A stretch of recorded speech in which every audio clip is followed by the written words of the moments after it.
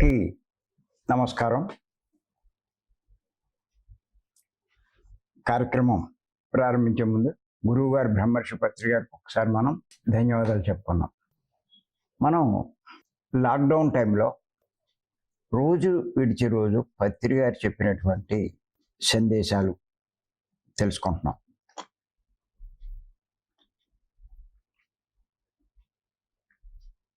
ఇంచుమించప్పుడు 100 ఎపిసోడ్లు చెప్పారు ఆయన.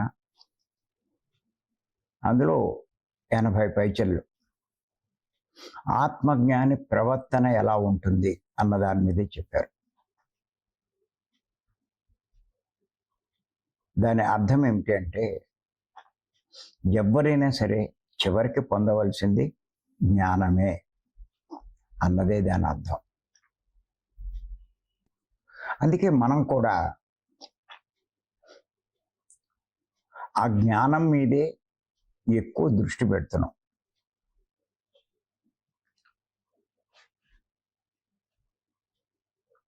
సమస్యలు ఎవరికైనా ఉంటాయి.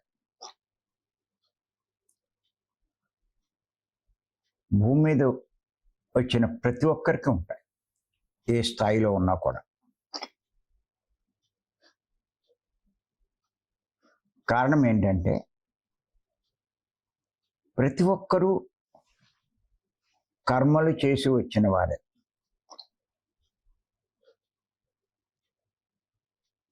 కర్మలే లేకపోతే భూమి మీదకి రారు.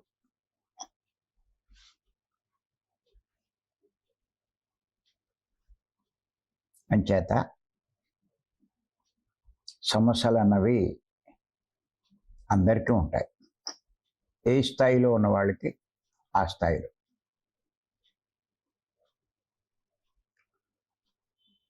అందుకే పెద్దలు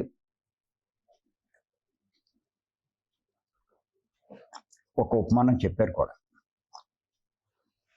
శీత కష్టాలు సీతవి, పీత కష్టాలు పీతవి అని.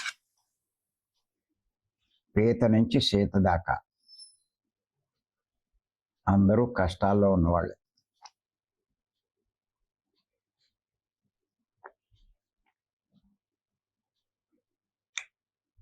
అంచేత మనం కష్టాల గురించి ఎక్కువ ఫోకస్ చేయం.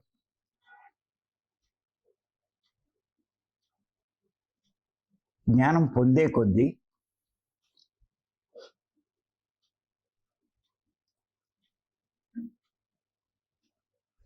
శక్తి పెరుగుతుంది,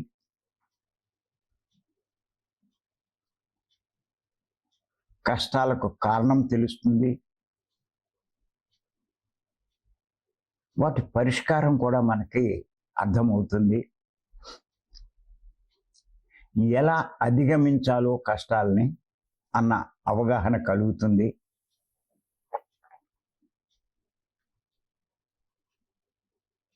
అంచేత ఆ కష్టాలన్నవి, సమస్యలన్నవి జ్ఞానం పొందిన వాడికి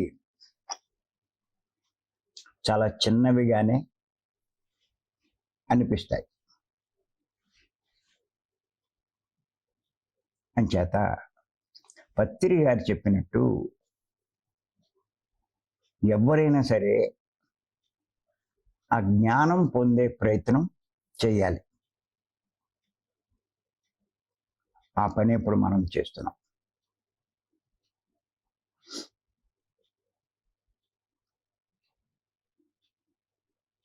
మనం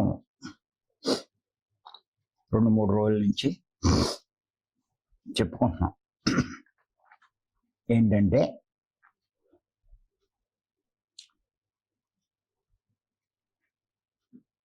ఆత్మజ్ఞాని సామాన్యుల నుంచి, గొప్పవారి నుంచి కూడా నేర్చుకుంటాడు అని చెప్పి.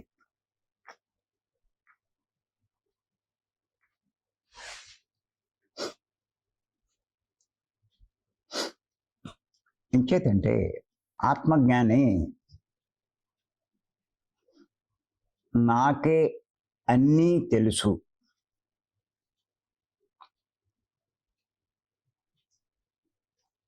అని అనుకోడు.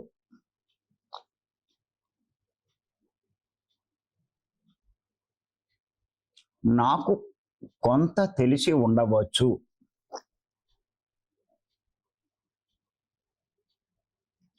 లేకపోతే తెలిసి ఉండకపోవచ్చు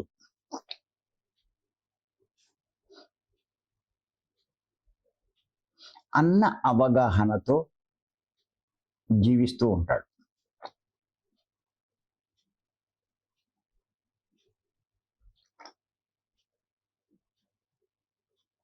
ఆత్మజ్ఞాని. కానీ అజ్ఞాని అన్నీ నాకే తెలుసు అని అనుకుంటాడు.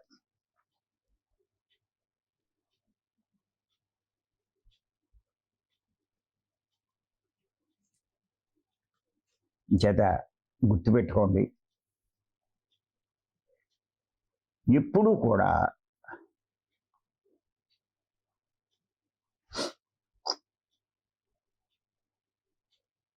నాకు అన్నీ తెలుసు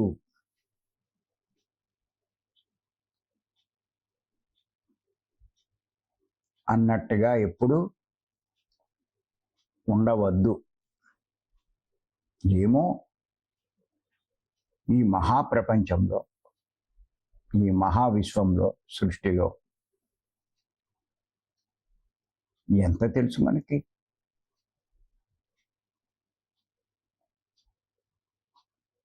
ఒకటే గుర్తుపెట్టుకోండి, అన్నీ తెలుసుకున్న పరిపూర్ణ జ్ఞాని అవుతే భూమి మీదకి రావాల్సిన పనేం లేదు. వచ్చాము అంటే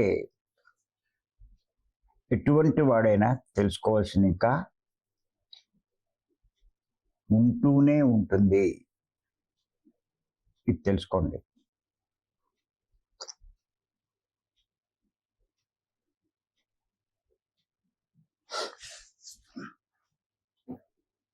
పత్రి గారి విషయంలో అమ్మ ఒక విషయం చెప్పింది.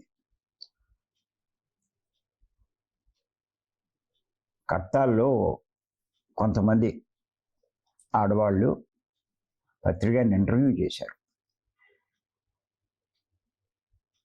ఆ సందర్భంలో పత్రికని ఏమని అడిగారంటే, మేడం, భూలోకం తర్వాత భువర్లోకం, సువర్లోకం, జనాలోకం, మహాలోకం, తపోలోకం, సత్యలోకం అని చెప్తూ ఉంటారు మీరు. అవి కాకుండా ఇంకా కొన్ని అధోలోకాలు, ఇంకొక 7 అధోలోకాలు, అవే అతల, వితల, సుతల, మహాతల, రసాతల, తలాతల, పాతాళ అని చెప్పి ఈ లోకాలు ఉన్నాయని అంటారు. వాటి గురించి మీరు ఎప్పుడూ చెప్పలేదు అంటే పత్రిక స్పష్టంగా చెప్పారు, వాటి గురించి నాకు అంత అవగాహన లేదు, తెలియకుండా నేను ఎలా చెప్పను అని చెప్పి ఆయన వివరణ ఇచ్చారు. అప్పుడు అర్థమైంది ఆయన ఎంత గొప్పవాడు అని. ఏదో నోటుకొచ్చింది చెప్పేయడం కాదు, తెలియకపోతే తెలియదని ఒప్పుకోవడమే చాలా గొప్ప విషయం అండి. వాడే గొప్ప జ్ఞాని అండి. దాంట్లో సిగ్గుపడవలసిందేముంది?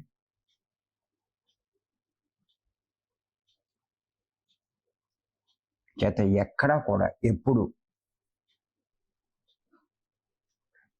తెలియకపోయినా తెలుసున్నట్టు మనం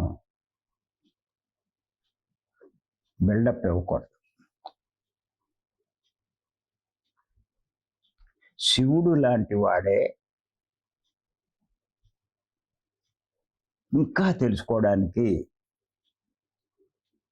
ఎప్పుడూ ధ్యాన స్థితిలో ఉంటే, ధ్యానం చేస్తూ ఉంటే మనం ఎంతండి? చేత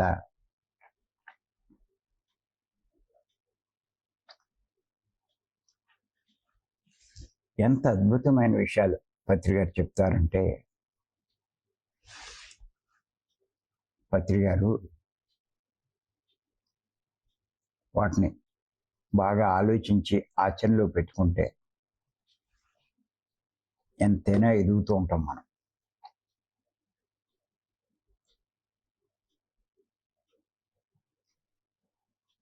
అంచేత ఆయన ఏమని చెప్పారంటే, ఆత్మజ్ఞాని సామాన్యుల నుంచి గొప్పవారి నుంచి కూడా నేర్చుకుంటాడు.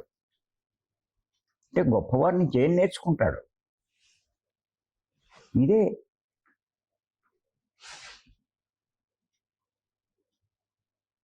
అన్నీ తెలుసని ఎప్పుడూ అనుకోడు.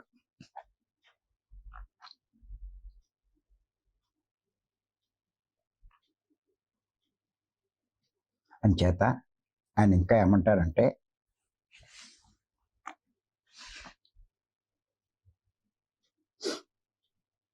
నాకే తెలుసు అని అనుకున్నవాడు చీకటి మనిషి. చీకటి అంటే అజ్ఞానంలో ఉన్నవాడు. అయితే నాకు తెలుసు, ప్రక్కవాడికి కూడా తెలిసి ఉండవచ్చు అని గ్రహించిన వాడే వెలుగులో ఉన్న మనిషి, అంటే జ్ఞాని.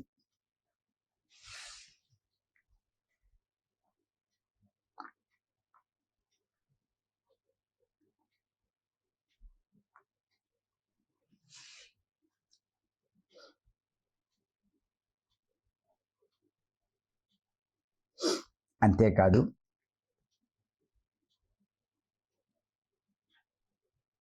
తెలుసుకోవడానికి ఒక అంతు లేదు, ఒక చివర లేదు. అంటే లిమిట్ లేదు, పరిమితి లేదు అని తెలుసుకున్నవాడే జ్ఞాని అని చెప్పన్నారు ఆయన.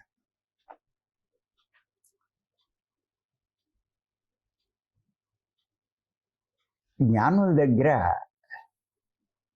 నేర్చుకోవాల్సినవే.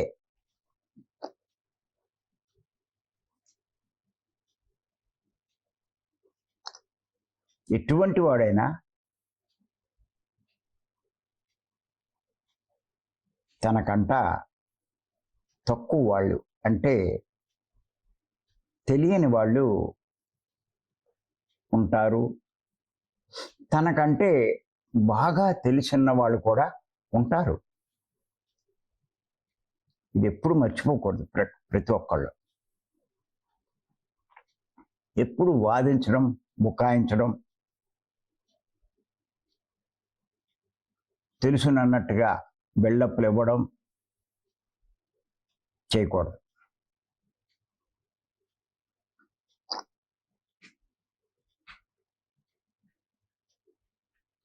అంచేత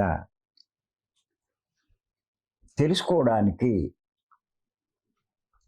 అంతు లేదు, ఒక చివరి లేదు, అసలు లిమిటే లేదు అని తెలుసుకున్నవాడే జ్ఞాని.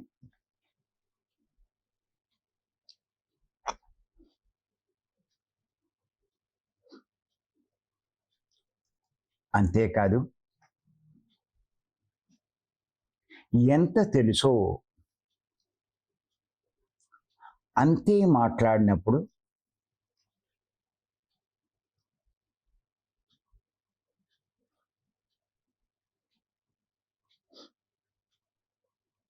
ఎంత తెలుసో అంతే మాట్లాడినప్పుడు మీరు జ్ఞానం పొందుతున్నట్లు లెక్క.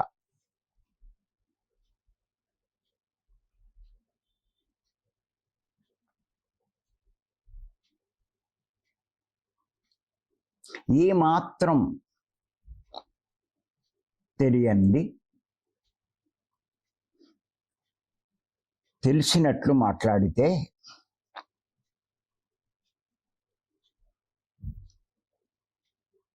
వాడు ఖచ్చితంగా అజ్ఞానే.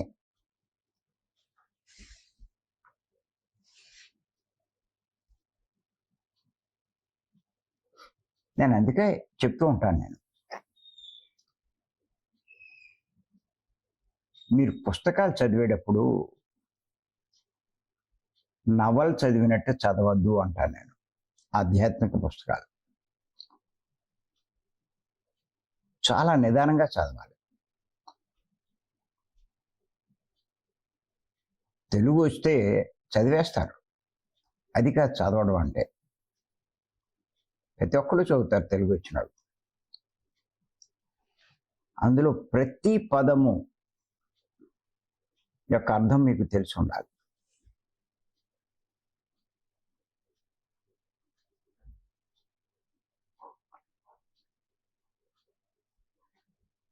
ఇవాళ నరేంద్ర పత్రి గారు చెప్పిన ఒక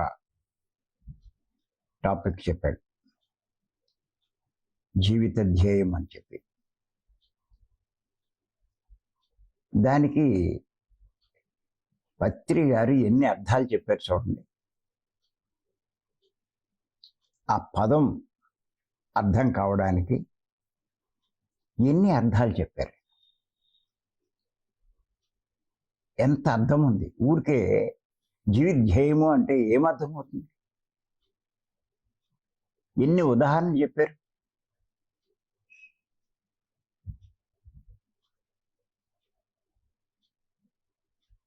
ఊరికే జీవిత ధ్యేయం అనే మాట చదివేస్తే మనకేమర్థమైనట్టు? అప్పుడు మీరు అటువంటి పదాలు వచ్చినప్పుడు మీరు చేయవలసింది ఏంటంటే, ఎక్కడెక్కడ ఎవరెవరు చెప్పారో అవన్నీ మీరు కొంచెం తిరగేసుకోవాలి. మళ్ళా ఒక పేజీ పెట్టుకుని దాని కింద అవన్నీ రాసుకోవాలి. ఆ పేజీ అలా వదిలేయాలి. మళ్ళీ ఎక్కడైనా దొరికితే తీసుకొచ్చి అక్కడ రాయాలి. అప్పుడు మీరు గొప్పగా ఎదుగుతారు.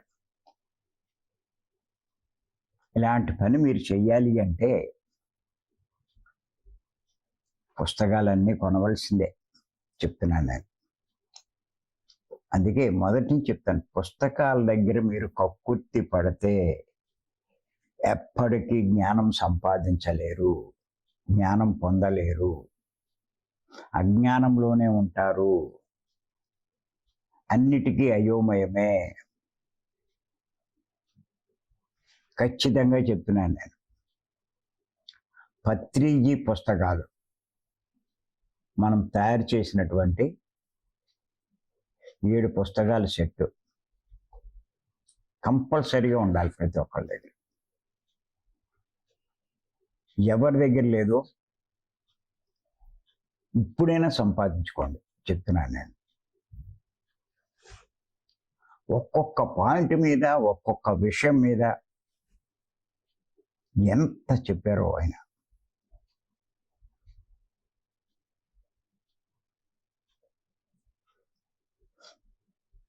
ఆయన వీడియోలు కూడా రోజు ఒక్కొక్కటి, ఏదో ఒకటి వినడానికి ప్రయత్నించండి. పత్రి గారి వీడియోలు వినడమే కాదు, వాటిని మీ పుస్తకంలో రాసుకోండి. దాన్ని వింటూ దాన్ని రాసుకోండి. జ్ఞానం ఎందుకు పెరగదండి?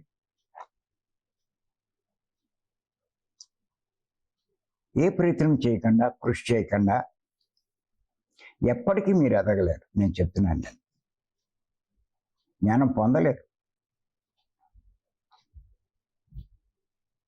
నేను నిన్న కూడా చెప్పాను. నేను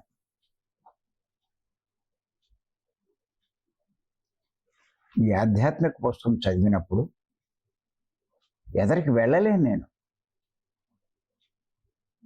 అయిపోతాను. ఏదో పదం కనిపిస్తుంది, ఇంకక్కడి నుంచి దాని అర్థం ఏంటి, ఎక్కడ దొరుకుతుంది?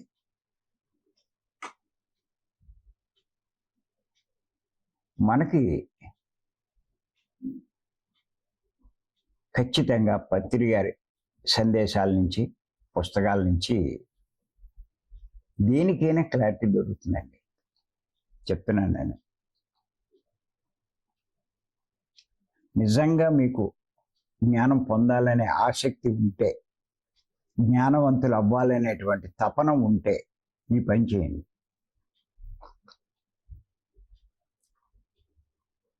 ఏదో ఆ సేవ చేస్తున్నాను, ఈ సేవ చేస్తున్నాను, ఆ ర్యాలీలో పాల్గొన్నాను, ఈ ర్యాలీలో పాల్గొన్నాను.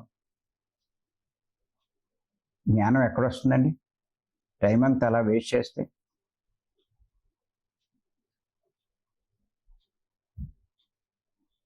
ఇంకా ఆ పనులు చేసేవాళ్ళు ఎవరు? జ్ఞానాశక్తి లేని వాళ్ళు. వస్తారు, కొన్ని జన్మలు ఎత్తేసరికి వాళ్ళు వస్తారు. ఇలా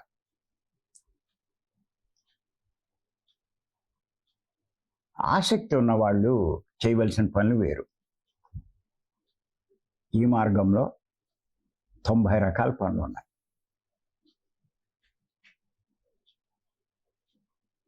ఆసక్తి ఉన్నవాళ్ళు, జ్ఞానాసక్తి, చేయవలసిన పనులు వేరే ఉంటాయి. ఆసక్తి లేని వాళ్ళు చేయవలసిన పనులు వేరే ఉంటాయి. గుర్తుపెట్టుకోండి, రాసుకోండి. ఇది జ్ఞానాసక్తి లేని వాళ్ళు, జ్ఞానాసక్తి ఉన్నవాళ్ళు. అందుకే నేను చెప్తాను కదా, 50-60 జన్మలు తేడా ఉంటుంది వాళ్ళకి వీళ్ళకని. వాళ్ళ పనులు వీళ్ళు చేస్తే వీడికి ఎప్పటికి వస్తుంది జ్ఞానం?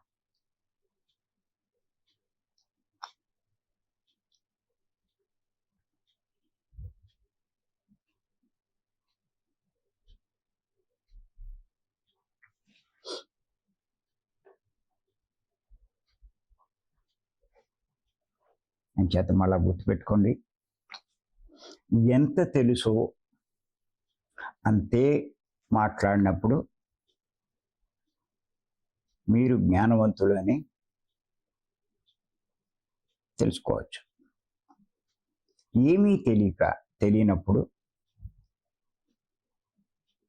తెలుసున్నట్టుగా మాట్లాడితే మీరు ఖచ్చితంగా అజ్ఞాని.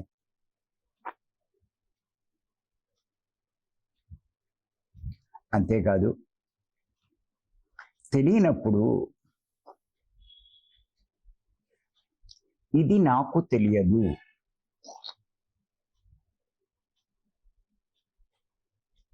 మీకు తెలియనప్పుడు ఇది నాకు తెలియదు,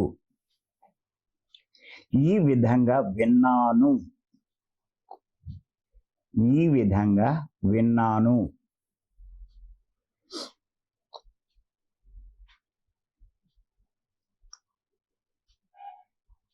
అని మాత్రమే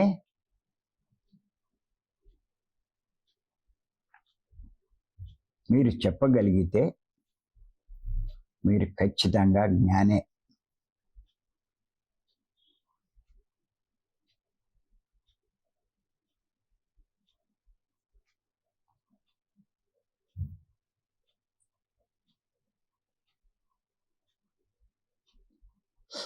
అంతేకాని అది అంతే, అది అలానే ఉంటుంది అని వాదించకూడదు. అది అజ్ఞానం.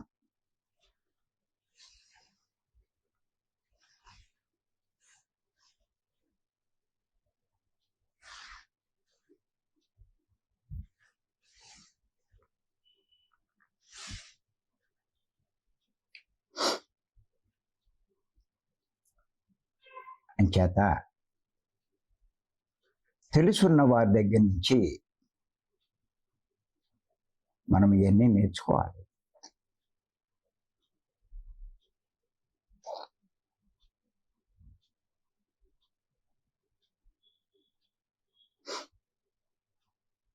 బుద్ధుడి దగ్గర నుంచి, బుద్ధుడు కూడా ఉండి సేవ చేసే ఆనందుడు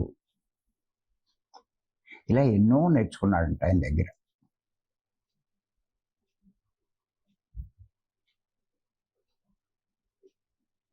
అలాగే నేను కూడా పత్రి గారి దగ్గర చాలా నేర్చుకున్నాను.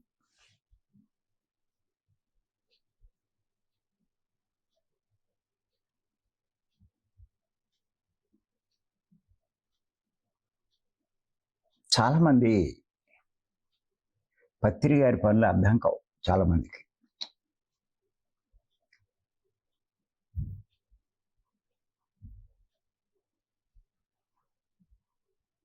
వంట చేయడం కాడి కాదు, కూరలు తరగడం కాడి నుంచి ఆయన నేర్పుతాడు. కాకరకాయ ఎలా కొయ్యాలి, వంకాయలు ఎలా కొయ్యాలి, అవి కూడా తెలియని ఆడవాళ్ళు ఎంతమంది ఉన్నారు. తిడతాడు, చేస్తున్నాను మీ అందరికీ ఇవన్నీ నేర్పడానికి అంటాడు.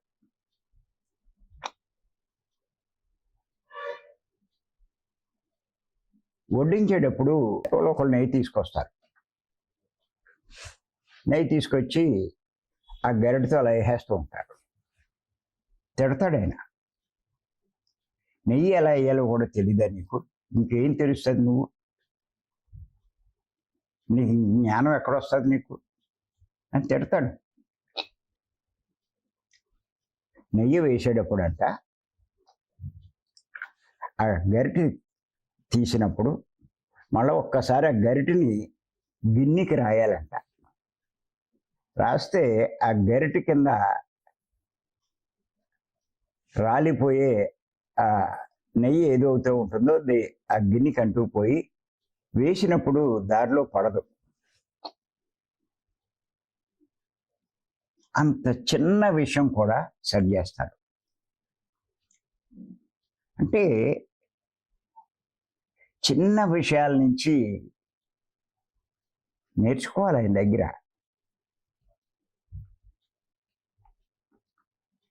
ఓ చోట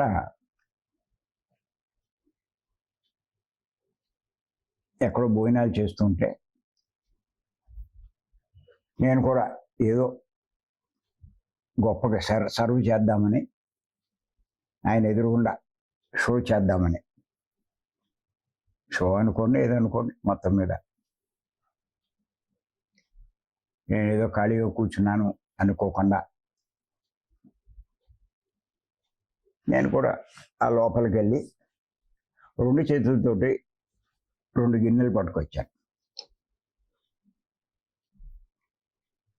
ఖాళీ ఎందుకని చెప్పి, చేతులు ఖాళీ ఎందుకు ఉంచడానికి. తిట్టాడే. ఎవడైనా అలా పట్టుకుంటాడా? అలా తెస్తాడా? చెయ్యి జారితే కింద పడిపోతుందిగా. అదే గిన్నె నువ్వు 2 చేతులతో పట్టుకుంటే ఎటువంటి పరిస్థితుల్లో జారదు. ముందు ఆ గిన్నె పక్కన పెట్టు. తిట్టాడే.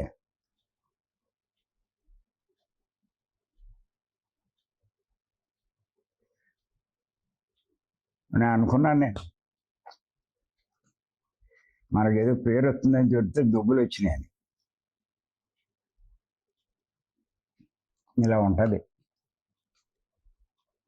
ఆయనతో. ఆయన ఒక సందర్భంలో చెప్పారు, చాలామంది ఏమనుకుంటారంటే ఆయన కూడా ఉంటే చాలా నేర్చుకోవచ్చు, ఆయన ఆరాలో ఉండొచ్చు, ఎంతో బాగుంటుంది, ఎన్నో నేర్చుకోవచ్చు అనుకుంటాడు. అప్పుడు చెప్పాడు ఆయన, నా కూడా ఉండడము అంటే కత్తి మీద సాము చేయడం వంటిది అన్నాడు ఆయన.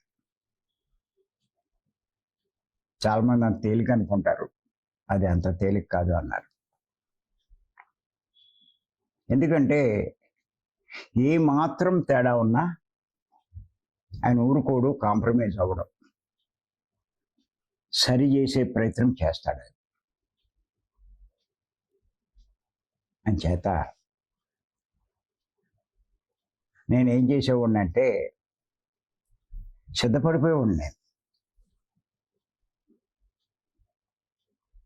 తిడితే తిట్టేళ్ళే, ఆయనకేమీ మన మీద కోపం ఉండదు కదా. చక్కగా నేర్చుకుంటాం, తెలియంది నేర్చుకుంటాం. ఎప్పుడైతే ఏ రకంగా తిట్లు పడినా ఏంటి నేను నేర్చుకోవాల్సింది, నాలో ఉన్న లోపం ఏంటి అనే ఆలోచించేవాడిని. ఖచ్చితంగా ఉండేది.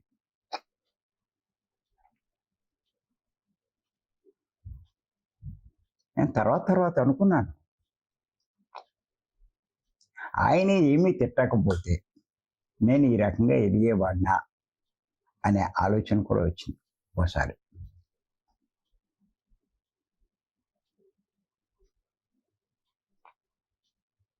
చేత గొప్పవారి నుంచి కూడా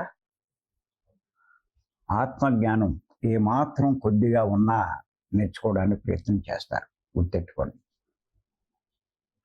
అందుకే పత్రిగారు ఈ మాట చెప్పారు, ఆత్మజ్ఞాని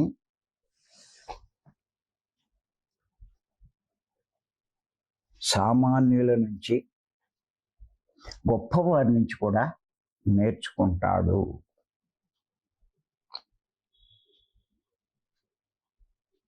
ఎంత అద్భుతమైన మాట అండి అది. ఎంత ఉందండి అందులో అర్థం.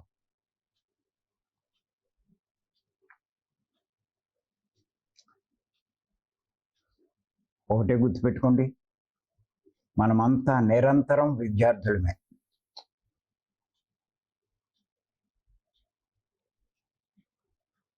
మీరు ఎన్ని సందేశాలు ఇస్తున్నా, క్లాసులు చెప్తున్నా,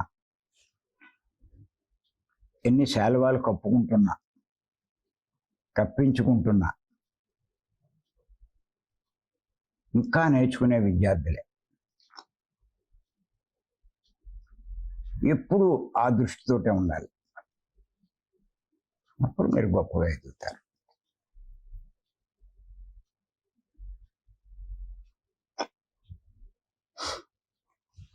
మరి ఈ అవకాశం ఇచ్చినటువంటి మీ అందరికీ ధన్యవాదాలు చెప్తాను. Thank you.